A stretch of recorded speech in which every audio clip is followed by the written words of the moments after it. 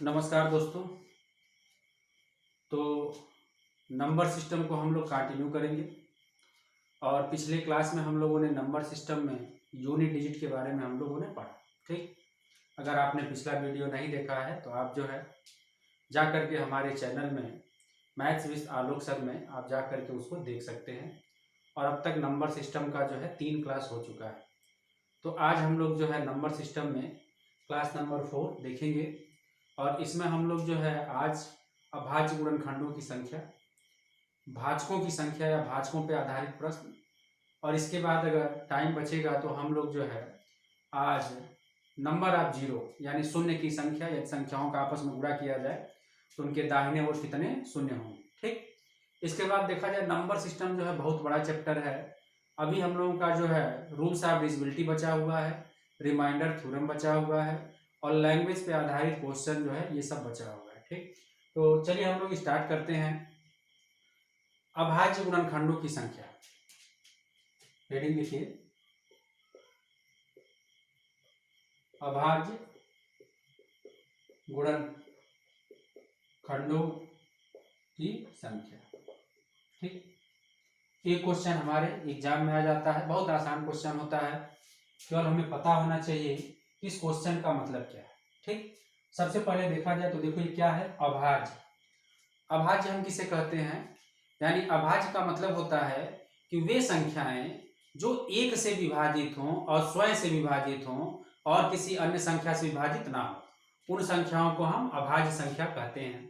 जैसे जैसे अगर हम लोग अभाज्य संख्या की बात करें तो जैसे 2 हो गया, ठीक, 3 हो गया, 5 हो गया, 7 हो गया, 11 हो गया, 13 हो गया, 17 हो गया, 19 हो गया, इस तरीके से ये अभाज्य संख्या है। ठीक, देखो ये जितनी भी संख्याएं हैं ये एक से विभाजित होती हैं और स्वयं से विभाजित होती हैं और किसी अन्य संख्या से विभाजित नहीं होती हैं, तो इन संख्याओं को हम क्या कहते हैं, अभाज्य संख्या कहते हैं। ठीक, तो हमें ये फाइंड करना है कि भाई अभाज्य गुणनखंडों की संख्या कितना होगा। ठीक, अगर हम फार्मूले की बात करें तो हम लोग ऐसे समझ सकते हैं कि अगर कोई नंबर है, a का पावर x है, b का पावर y है और c का पावर z है, इस तरीके से और भी नंबर है, यदि हम कह सकते हैं कि a b तथा c अभाज्य संख्या, a b तथा c अभाज्य संख्या हो तो अभाज्य गुणनखंडों की संख्या, तो अभाज्य गुणनखंडों की संख्या बराबर जो हो जाएगा जो पावर है यानी x plus y plus z, तो ये अभाज्य गुणनखंडों की संख्या होगी। ठीक, तो हमारे कहने का मतलब ये है कि जब भी कोई भी क्वेश्चन अगर ये पूछा जाए कि भाई अभाज्य गुणनखंडों की संख्या क्या होगा, तो सबसे पहले हम लोग ब्रेक करेंगे, जो भी नंबर होगा उसको अभाज्य फैक्टर के रूप में हम लोग ब्रेक करेंगे। ठीक, अब जैसे कुछ एग्जांपल लेते हैं।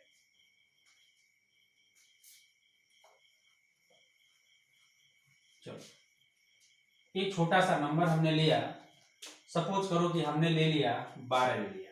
ठीक, अगर हम इससे पूछे कि बताओ इसके कितने अभाज्य गुणनखंड होंगे।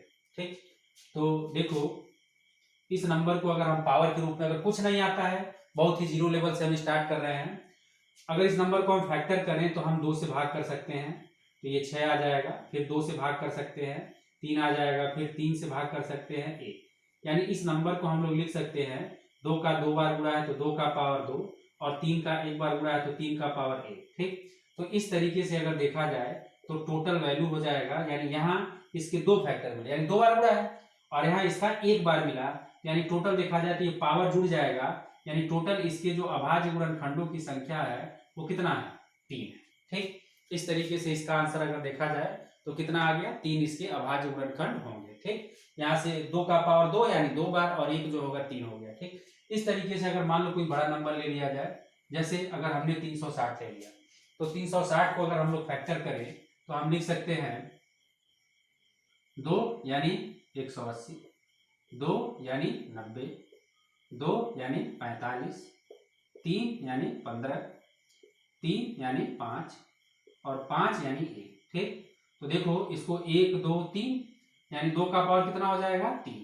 इसके बाद अगर देखा जाए तो 3 का पावर 2 और 5 का पावर 1, यानी ये जो भी नंबर था इसको हमने प्राइम फैक्टर के रूप में ब्रेक कर लिया, यानी 2 भी हमारा अभाज्य संख्या है, 3 भी हमारा अभाज्य संख्या है और 5 भी हमारा अभाज्य संख्या है। तो हमेशा ये जो नंबर होना चाहिए वो अभाज्य के रूप में होना चाहिए, तभी अभाज्य गुणनखंडों की संख्या निकल करके आएगा। यहाँ अभाज्य गुणनखंडों की संख्या अगर की बात की जाए तो देखो यहाँ कितना है, 3 है, यहाँ 2 है, 1 है, ठीक। तो 3 2 5 और 1 6, तो इसका जो आंसर हो जाएगा 6। इस तरीके से कोई भी नंबर दे दिया जाए तो हम इस तरीके से इसका आंसर निकालेंगे, ठीक। जैसे मान लो जैसे 1440 दे दिया जाए, पूछा जाए कि इसमें अभाज्य गुणनखंडों की संख्या ज्ञात करो, तो कोई दिक्कत नहीं, यानी 2 से भाग दे देंगे तो कितना हो जाएगा 720, फिर 2 से भाग दे देंगे तो कितना हो जाएगा 360, फिर 2 से भाग दे दिया जाए 180, 2 से भाग दे दिया जाए 90, 2 से भाग दे दिया जाए 45, 3 से भाग दे दिया जाए 15, 3 से भाग दे दिया जाए 5 और 5 से भाग दे दिया जाए 1, ठीक। इस तरीके से अगर देखें हम तो देखो ये 2 का पावर देखा जाए 1 2 3 4 5, 5 हो गया, ठीक। इसके बाद अगर देखा जाए तो 3 का पावर जो है ये 2 हो गया और इसके बाद 5 का पावर 1 हो गया, ठीक। तो टोटल वैल्यू देखा जाए तो 5 2 7 और 1 8, यानी कुल कितने फैक्टर हो गए भाई, 8 फैक्टर इसके हो गए, ठीक। तो इस तरीके से हम लोग अभाज्य गुणनखंडों की संख्या जब भी पूछा जाए तो आप आसानी से निकाल सकते हैं। अब हम लोग आगे देखेंगे, तो हुआ सिंपल क्वेश्चन, इस क्वेश्चन में और क्या क्या चेंजेस हो सकते हैं।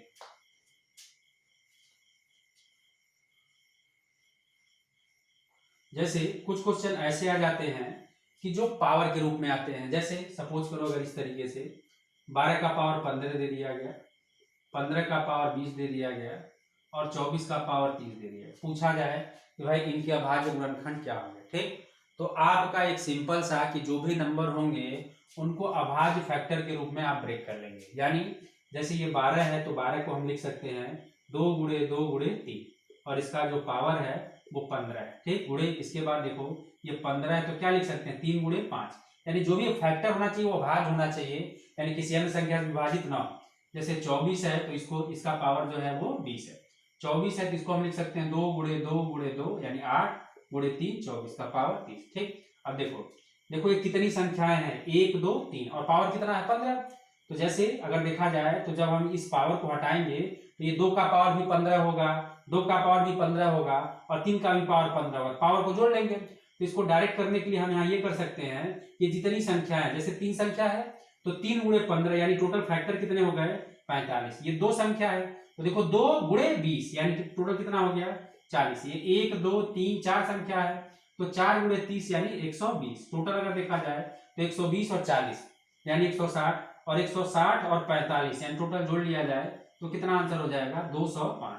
तो इसमें अभाज्य गुणनखंडों की अगर संख्या पूछा जाए तो टोटल जो आंसर होगा हमारा वो 205 होगा, ठीक। एक कोई और नंबर ले लेते हैं, जैसे सपोज करो हमने लिखा 36 का पावर हमने 20 लिखा, 25 का पावर हमने 40 लिखा और 42 का पावर हमने 10 लिखा, ठीक।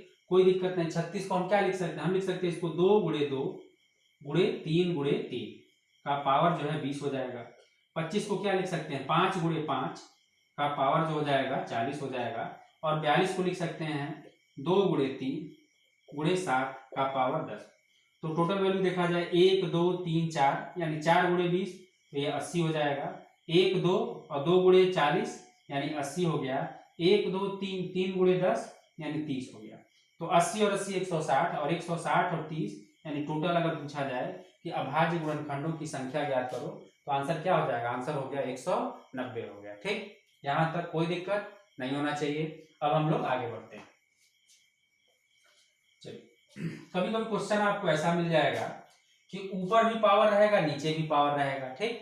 जैसे अगर हम इस तरीके से ले लें 48 का पावर 20 है, 36 का पावर 40 है बटे 24 का पावर 30 है और एक कोई और नंबर ले लेते हैं 8 का पावर जो है 5 ले लेते हैं, इस तरीके से कोई नंबर हमने ले लिया। चलो भाई अब देखो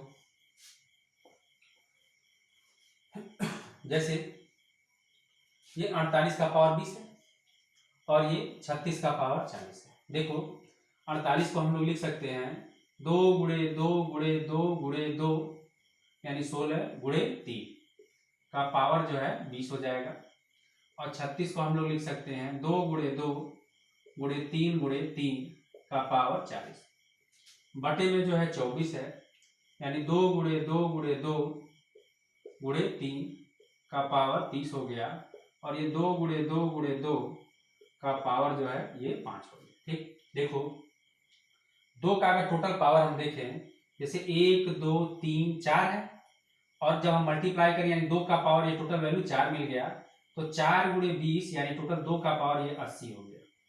ठीक, और यहाँ जो है 3 का पावर जो है 20 आ गया। यहाँ से यहाँ अगर देखा जाए 1 2 यानी 2 का पावर ये 2 आया, और 40 का इसमें गुणा हुआ तो ये भी 2 का पावर 80 हो गया, और गुणे 3 का पावर 40 हो गया। बटे में 1 2 3 यानी 2 का पावर 3, और 3 गुणे 30 यानी 2 का पावर 90 हो गया, गुणे 3 का पावर 30 हो गया, गुणे 2 का पावर 3, 3 गुणे 5 यानी 2 का पावर 15 हो गया। ठीक, इसके बाद देखो 2 का पावर 80, 2 का पावर 80 यानी 2 का पावर 160 हो गया, और 3 का पावर इधर से देखा जाए तो 60 हो गया। बटे में 2 का पावर 90 और 2 का पावर 15 यानी 105 हो गया। 2 का पावर 105 हो गया, गुणे और 3 का पावर 30 हो गया। ठीक, 3 का पावर 30 हो गया। अब देखो ये बेस बराबर है, पावर को हम लोग घटा देंगे, और जब पावर को हम लोग घटा देंगे तो 160 में से 105 कम हो जाएगा, और जब 160 में से ये 105 कम हो जाएगा तो ये 2 का पावर कितना बच जाएगा, 55 बच गया। ठीक, यहाँ 60 है, यहाँ 30 है, ये घट जाएगा यानी 3 का पावर 30 हो जाएगा। ठीक, पावर देखो 55 और 30 यानी टोटल आंसर देखा जाए तो 85 हो गया। तो ऐसे क्वेश्चन को इस तरीके से हम लोग ब्रेक करके सॉल्व कर सकते हैं।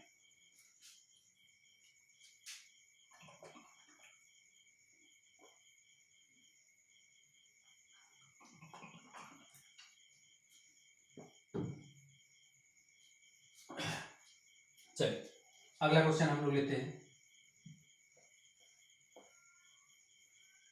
कभी कभी इसी क्वेश्चन को थोड़ा सा ट्विस्ट बनाने के लिए जो है ऐसा कर सकता है कि जो पावर आता है कभी कभी निगेटिव आ जाता है, तो यहाँ काफी सारे स्टूडेंट जो है कंफ्यूज हो जाते हैं। सपोज करो अगर 6 का पावर 20 है, और 15 का पावर 40 है, और 20 का पावर या 17 का पावर 40 है, बटे यहाँ 12 का पावर 30, ऐसा कोई नंबर ले लिया जाए।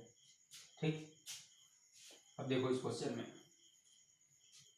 देखो, इसको हम लोग लिख सकते हैं भाई 2 गुणे 3 का पावर 20 गुणे 20, 15 को लिख सकते हैं 3 गुणे 5 का पावर 40 गुणे 40, और 17 को 17 का पावर 40, बटे 12 को हम लिख सकते हैं 2 गुणे 2 गुणे 3, 30 30 30।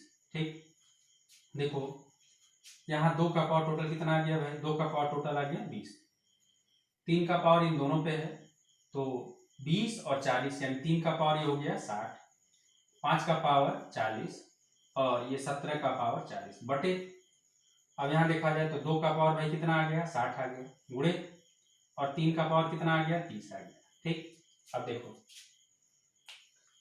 अब यहाँ अगर देखा जाए तो ये जो 2 का पावर है, 2 का पावर यहाँ 20 है और यहाँ कितना है 60 है, तो ये जब यहाँ से इधर ले जाएंगे तो ये निगेटिव हो जाएगा, यानी 2 का पावर बच गया कितना -40। ठीक, ये देखो यहाँ से ये 60 है, ये 30 है, यानी 30 कम हो जाएगा, तो गुणे 3 का पावर जो है 30 बच जाएगा, और गुणे यहाँ देखा जाए तो 5 का पावर 40 बच जाएगा, और यहाँ देखा जाए तो ये 17 का पावर 40। ठीक, तो देखो ये निगेटिव आया यानी ये और ये कट जाएगा, यानी इसमें से टोटल में से ये घट जाएगा, तो बच गया 30 और 40, यानी इसलिए इसके फैक्टरों की संख्या जो हो गया 70 हो गया। ठीक, तो निगेटिव देख करके घबराना नहीं है, इस तरीके से जो भी पावर ऐड करने पे आएगा उसमें टोटल में से इसको हमें घटा देना है। ठीक, इस तरीके से ऐसे क्वेश्चन को हम लोग सॉल्व कर सकते हैं।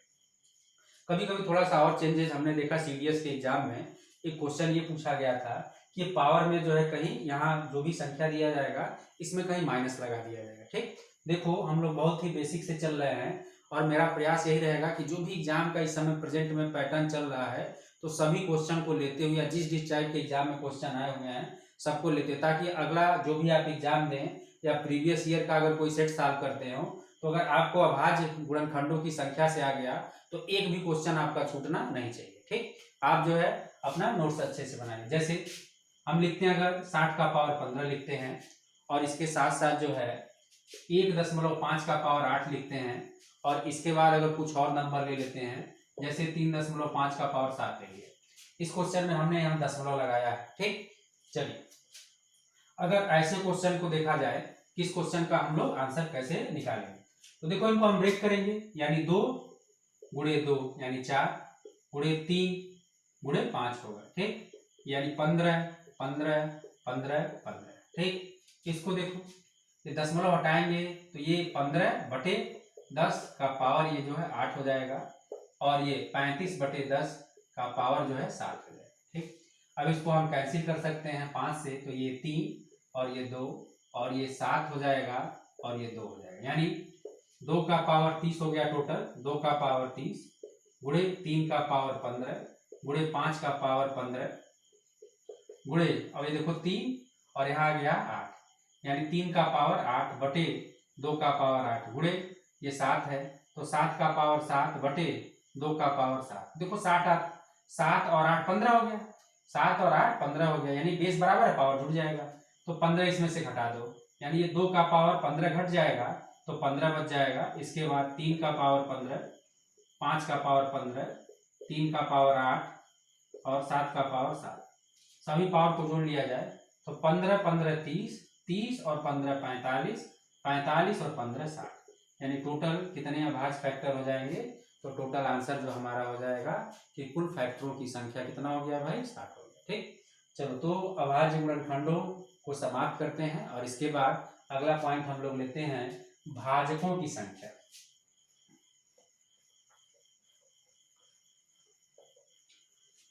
चलो भाई, भाजकों की संख्या।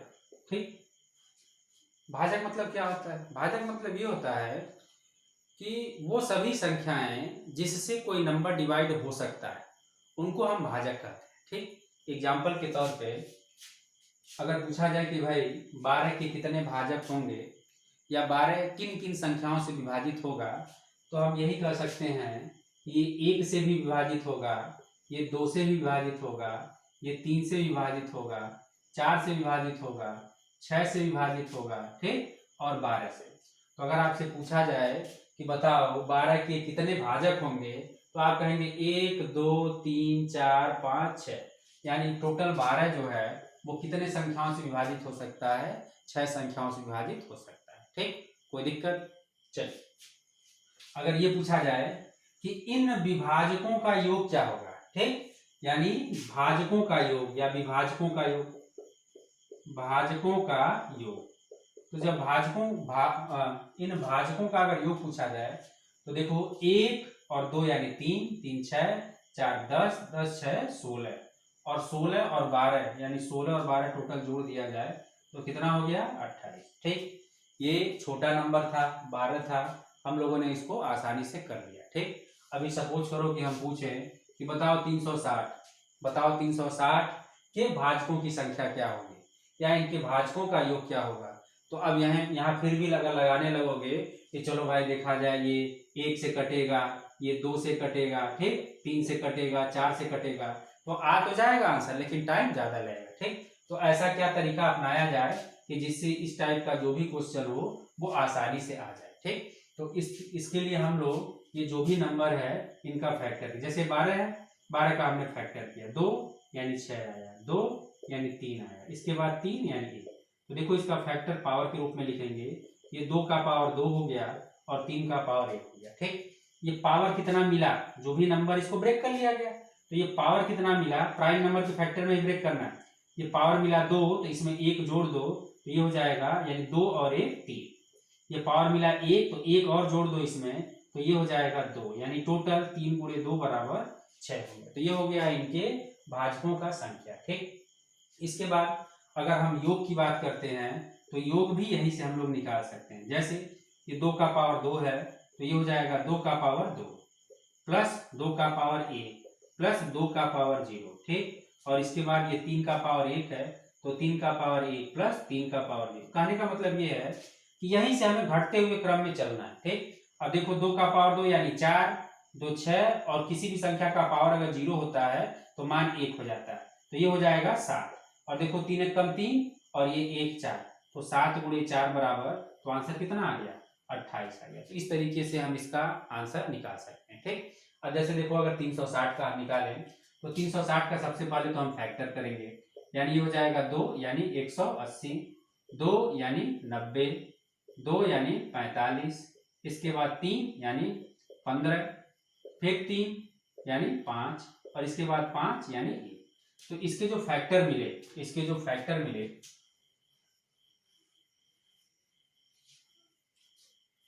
2 का पावर 3, 3 का पावर 2 और 5 का पावर 1 मिला। ठीक, अब यहां देखो ये कितना पावर है? 8, तो 8 पावर है, तो 8 इस तरीके से, यार 8 कहां से हो जाएगा? 1 2 3 यानी 2 का पावर 3, 3 का पावर 2, 5 का पावर 1। ठीक, पावर कितना है? 3, तो 3 और 1 4, पावर कितना है? 2, 2 और 1 3, पावर कितना है? 1, 1 और 1 2, तो 4 की 12 दूना 24, यानी टोटल भाजकों की संख्या, यानी ट्राई करना 360 को हम टोटल 24 संख्याओं से डिवाइड कर सकते हैं। ठीक, अगर इनका योग पूछा जाए भाई, तो देखो ये 2 का पावर 3 है, यहीं से स्टार्ट करो। 2 का पावर 3, 2 का पावर 2, 2 का पावर 1 और 2 का पावर 0। ठीक, ये 3 का पावर 2 है, 3 का पावर 2, 3 का पावर 1, 3 का पावर 0, ये 5 का पावर 1 है, तो 5 का पावर 1, इसके बाद 5 का पावर 0।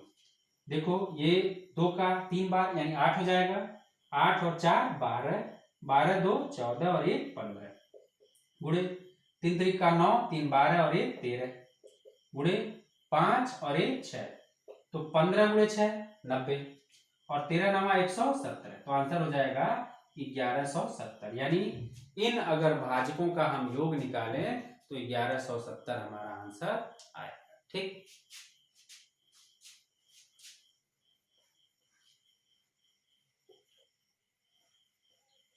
चलो भाई, इसके बाद हम लोग अगला पॉइंट इसी पे डिस्कस करेंगे, और अगला पॉइंट हम लोगों का होगा कि शून्य की संख्या। अगर हम आपस में संख्याओं का गुणा करें तो शून्य कितना होगा। ठीक, शून्य की संख्या, यानी अगर हम लिखें तो हम ये कह सकते हैं कि नंबर ऑफ 0।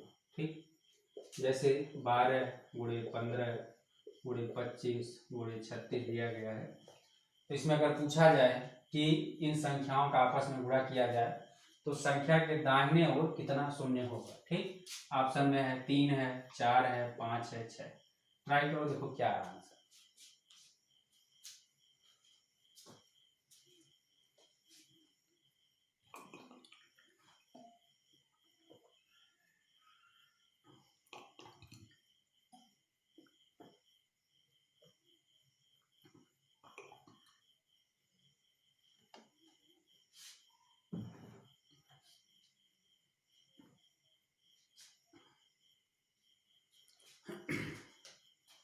चलिए, तो सबसे पहले हम लोग कॉन्सेप्ट को समझते हैं कि जब भी किसी संख्या को हम आपस में गुणा करते हैं तो शून्य तभी हमें प्राप्त होता है। जैसे 10 हमने लिखा, तो 10 का मतलब क्या होता है? 2 गुणे 5, यानी शून्य हमें तब तक नहीं मिलेगा कि जब तक एक सम संख्या का गुणा किसके साथ ना हो? 5 के साथ ना किया जाए। ठीक, सम संख्या यहाँ 2 भी हो सकता है, 4 भी हो सकता है, 6 भी हो सकता है, कोई भी नंबर हो, लेकिन उसका जो मल्टीप्लाई होना चाहिए किसके साथ होना चाहिए? वो 5 के साथ होना चाहिए, तभी ये नंबर जो होगा वो 0 के रूप में कन्वर्ट होगा। ठीक, यानी जब भी कोई भी सीरीज हो तो हमें 0 तभी प्राप्त होगा कि जब उसमें 2 और 5 के फैक्टर मौजूद हो, और जितना पेयर बनेगा उतना ही 0 हमें प्राप्त होगा। ठीक, अब जैसे अगर इस क्वेश्चन में हम लोग देखें तो जैसे ये 12 है, देखो अगर इसको हम फैक्टर करें तो 2 गुणे 2 गुणे 3 लिख सकते हैं। 15 है तो 3 गुणे 5 लिख सकते हैं। 25 है तो 5 गुणे 5 लिख सकते हैं। 36 है 2 गुणे 2 गुणे 3 गुणे 3 लिख सकते हैं। ठीक, देखो हमें 3 से कोई लेना देना नहीं है, हमें जो मतलब है वो केवल 2 से मतलब है जहां जहां भी है, और 5 से मतलब है। ठीक, तो हम देखेंगे भाई 2 का फैक्टर कितनी बार आया, 1 2 3 4, यानी 2 का पावर 4, और 5 का फैक्टर कितनी बार आया, 1 2 3, यानी 5 का पावर 3। तो पेयर कितना बनेगा, पेयर का मतलब जैसे ये 2 का पावर 4 है तो 2 का पावर 3 गुणे 5 का पावर 3। ठीक, यानी इन दोनों का जब पावर बराबर है तो इसको हम लोग लिख सकते हैं भाई 10 का पावर 3। तो टोटल जो जीरो हो जाएंगे वो कितना हो जाएगा आंसर। तो इस तरीके से इन संख्याओं का अगर हम आपस में मल्टीप्लाई करें तो जो शून्य का संख्या होगा वो कुल मिलाकर के 3 होगा। ठीक,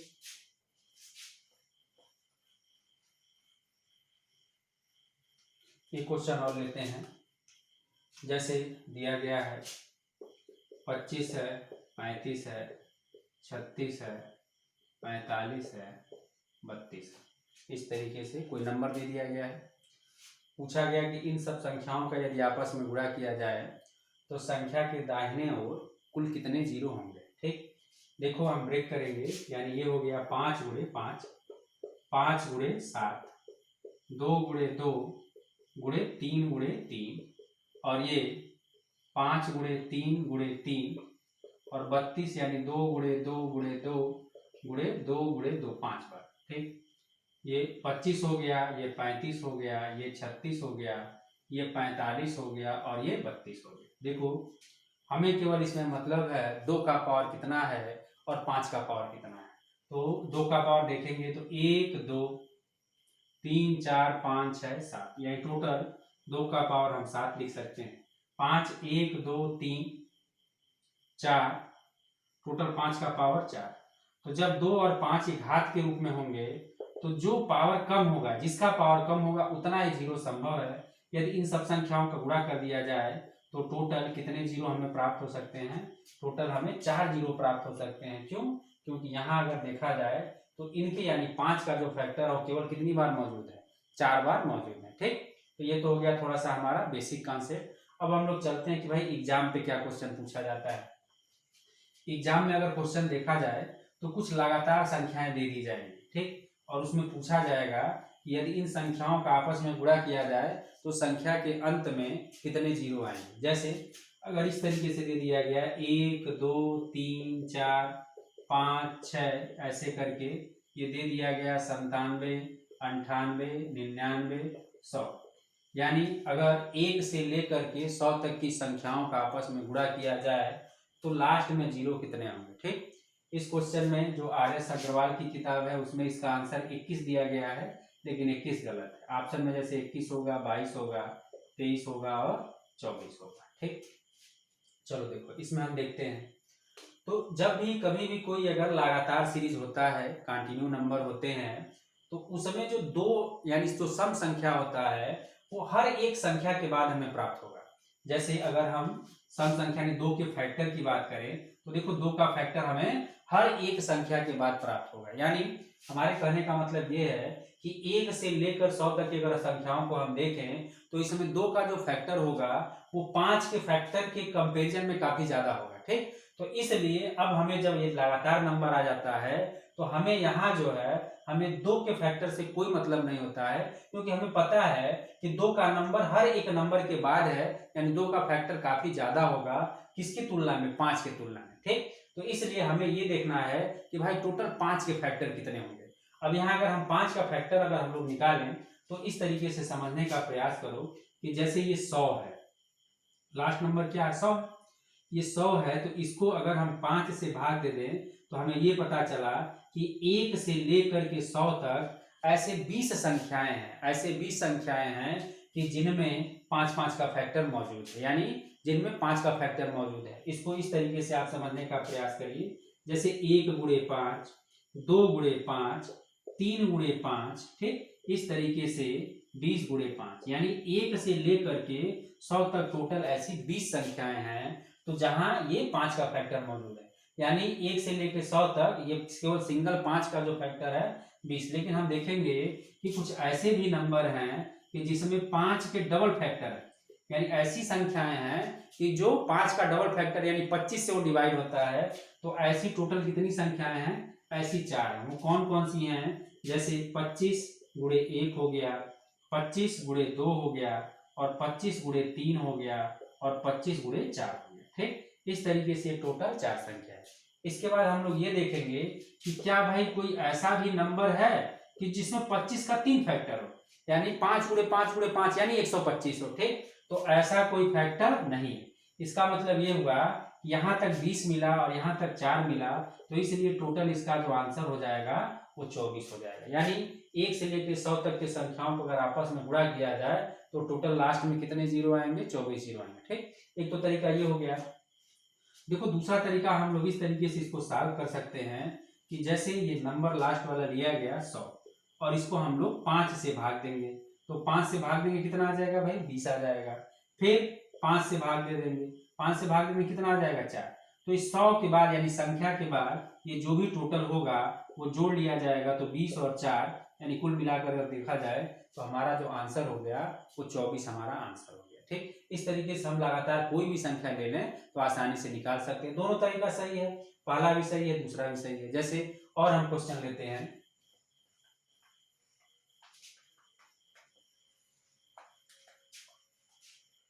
चलो भाई, तो जैसे मान लो कि अगर 1 2 3 4 5 से लेकर के ये 500 तक दे दिया जाए। ठीक, अगर ये कहा जाए कि यदि 1 से लेकर के 500 तक के संख्याओं को आपस में गुणा किया जाए तो संख्या के दाएं ओर या संख्या के अंत में कुल कितने जीरो होंगे। ठीक, तो देखो ये लास्ट वाला नंबर क्या है भाई? 500 है। इसको हम लोग 5 से भाग दे देंगे, और जब हम 5 से भाग दे देंगे टोटल कितना आ जाएगा? 100। और बस इसी को हमें अगला यानी 25 से भाग दे देना है, तो कितना आ जाएगा? 20।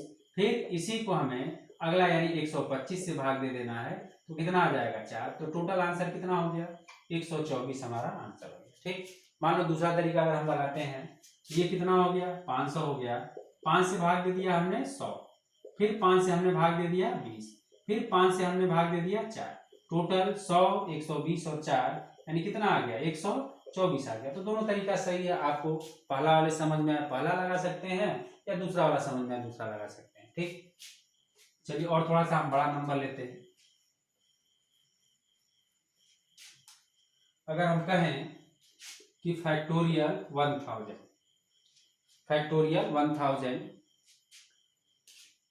का मान अगर ज्ञात किया जाए, फैक्टोरियल 1000 का मान अगर ज्ञात किया जाए तो संख्या के अंत में या संख्या के दाईं ओर कितने शून्य प्राप्त होंगे। ठीक, तो देखो फैक्टोरियल अगर 1000 है तो इसका मतलब ये होगा कि 1000 999, ठीक, 998 ऐसे हम आएंगे और कहाँ तक आएंगे? 1। यानी अगर इसको हम सिंपल भाषा में लिखें तो हम लोग ऐसे लिख सकते हैं कि भाई इसका वैल्यू 1 गुणे 2 गुणे 3 गुणे 4 गुणे 5 लगातार जा रहा है 999 गुणे 1000। यानी 1 से लेके अगर 1000 तक के संख्याओं का आपस में गुणा किया जाए तो संख्या के अंत में शून्य कितने प्राप्त होंगे। ठीक, अब देखो कुछ नहीं करना है इसमें। ये कितना है भाई? 1000 है। 5 से हमने भाग दे दिया तो कितना आ गया? 200। फिर 1000 है, हमने 25 से भाग दिया, 5 का अगला फैक्टर 25, तो कितना आ गया? 40। फिर 1000 है, 125 से हमने भाग दे दिया, तो 125 से भाग दे दो, कितना आ गया? 8। फिर 1000 है, 625 से भाग दे दो। ठीक, क्यों? क्योंकि भाई देखो कि 5 का पावर 1 है, 5 का पावर 2 है, 5 का पावर 3 है, और ये 5 का पावर 4, यानी 1 से लेकर के 1000 के बीच में 625 एक बार आएगा। 625 एक बार, यानी 1000 को अगर हम भाग देंगे तो एक बार तो जाएगा, यानी इनके बीच में केवल एक बार आएगा कि जहां ये 625 को, यानी 625 जो है वो 1000 को डिवाइड करेगा। ठीक, तो इसलिए आंसर 240, 48 और 49, यानी टोटल आंसर हो गया 249 हमारा आंसर हो गया। ठीक, मान लो दूसरे तरीके से अगर हम लोग सॉल्व करें तो ये 1000 है, इसको हम 5 से भाग दे देंगे तो यह आ जाएगा 200। फिर 5 से भाग दे देंगे, यह आ जाएगा 40। फिर 5 से भाग दे देंगे तो यह आ जाएगा 8। फिर 5 से अगर भाग देंगे तो एक बार तो जाएगा ही जाएगा, यानी लास्ट में हमेशा जो यह रिमाइंडर बचना चाहिए हमारा, वो हमेशा जो है वो कम से कम 5 से कम बचना चाहिए। ठीक, तो देखो टोटल अगर देखा जाए 240, 48, 49, यानी टोटल अगर आंसर देखा जाए तो कितना हो गया 249। तो इस तरीके से अगर कोई भी लगातार संख्या रहे तो हम लोग आसानी से इसका आंसर निकाल सकते हैं, कोई दिक्कत नहीं होना चाहिए। ठीक, चलिए कभी कभी जो है इसी क्वेश्चन को थोड़ा सा चेंज कर दिया जाता है। हमने देखा एग्जाम में ऐसे क्वेश्चन पूछ दिया था कि जैसे ऐसे 55 दिया गया, ठीक, फैक्टोरियल 60 दिया गया और फैक्टोरियल 70 दिया, ऐसे करके कोई भी नंबर ले लो, यानी इस तरीके से फैक्टोरियल के रूप में दिया गया। पूछा गया कि भाई इन संख्याओं का आपस में गुणा किया जाए तो संख्या के अंत में कितने जीरो आएंगे। ठीक, कोई दिक्कत नहीं है, इस चीज को आपको पता है कि अगर कोई भी नंबर फैक्टोरियल के रूप में होता है तो इसका वैल्यू, यानी इसको देखो हम थोड़ा उल्टा लिख रहे हैं, यानी इसको हम लिख सकते हैं 1 गुणे 2 गुणे 3, कहाँ तक लिख सकते हैं 55 तक लिख सकते हैं। इसको लिख सकते हैं 1 गुणे 2 गुणे 3, कहाँ तक लिख सकते हैं 60 तक। और इसको लिख सकते हैं 1 गुणे 2 गुणे 3, कहाँ तक लिख सकते हैं 70 तक लिख सकते हैं। देखो यहाँ लास्ट नंबर क्या है 55, तो अगर यहाँ हम लोग निकालेंगे तो ये 55/5 कितना आ गया भाई 11 आ गया। ये 55/25 कितनी बार डिवाइड होगा 2 बार, यानी टोटल 11 और 2 यानी कुल मिलाकर कितना मिल गया 13 मिल गया। ठीक, क्योंकि 125 से तो कटेगा ही नहीं। अगला देखो ये 60 है तो 60/5 यानी कितना आ गया 12। फिर 60/25 कितनी बार डिवाइड होगा, यानी 2 बार डिवाइड होगा, तो यहाँ 12 और 2 14 आ गया। ठीक, अब चलो यहाँ 70/5 यानी ये हो जाएगा 14, और 70/25 यानी कितनी बार डिवाइड हो रहा है 2 बार, तो 14 और 2 16। ठीक, यानी 16 और 14 यानी ये 30 हो गया, और 30 और 13 यानी टोटल इनका अगर मल्टीप्लाई किया जाए तो संख्या के लास्ट में जो जीरो होगा वह 43 जीरो होगा। ठीक, चलिए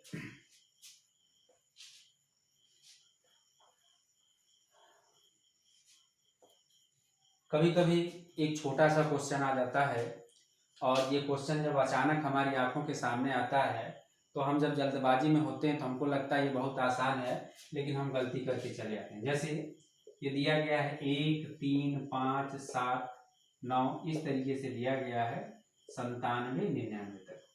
पूछा गया है कि यदि इन संख्याओं का आपस में गुणा किया जाए तो संख्या के अंत में शून्यों की संख्या ज्ञात करो, या संख्या के दाईं ओर कितने हमें शून्य प्राप्त होंगे। ठीक, और ऑप्शन इस तरीके से होगा 12 होगा, 24 होगा, 21 हो गया, या इनमें से कोई नहीं। ठीक, या इनमें से कोई नहीं, ऐसे ऑप्शन जो है दिए गए हैं। चलो 1 मिनट के लिए आप सोचिए, तब तक हम पानी पी लेते हैं।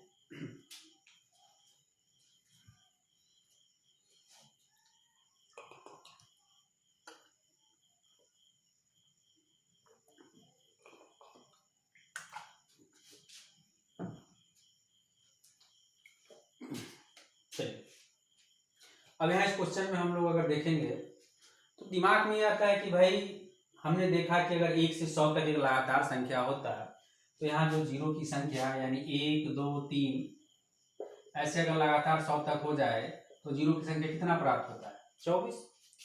तो ये देखो ये विषम संख्या है, यानी हो सकता है कि हमारा आंसर क्या हो जाए 12 हो जाए, लेकिन ये आंसर क्या हो जाएगा गलत। ठीक, गलत इसलिए क्योंकि जीरो तभी आएगा कि जब एक सम संख्या के साथ किसका मल्टीप्लाई हो 5।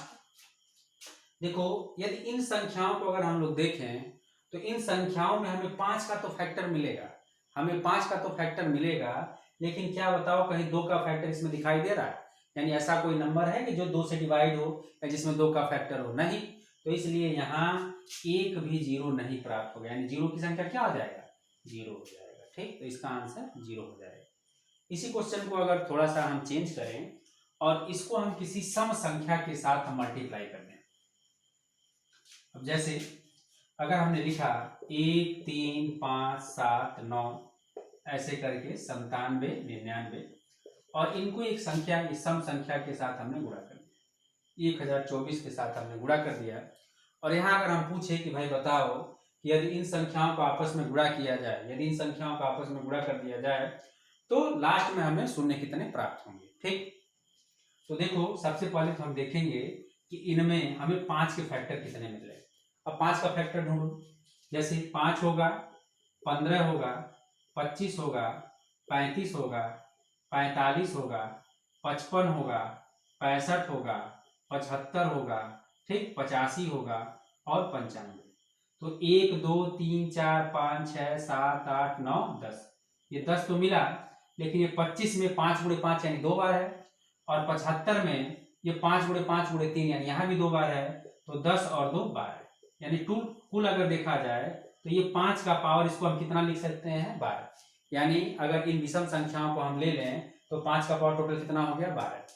अब आ जाते हैं सम संख्या के बारे में, तो हमें अब चाहिए 2 का फैक्टर।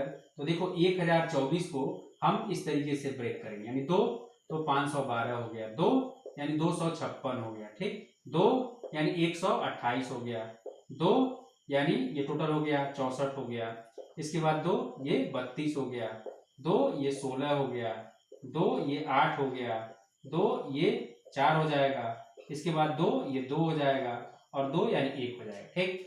तो टोटल देखो 1 2 3 4 5 6 7 8 9 10, तो टोटल अगर देखा जाए तो कितना हो गया 2 का पावर 10 हो गया, ठीक। अगर हम पेयर बनाएंगे, जोड़ा बनाएंगे, तो देखो इनमें पावर किसका कम है, यानी 2 का पावर कम है, कितना है 10, यानी इन संख्याओं को अगर गुणा किया जाए तो लास्ट में हमें जीरो की संख्या कितना मिलेगा 10 मिलेगा, ठीक।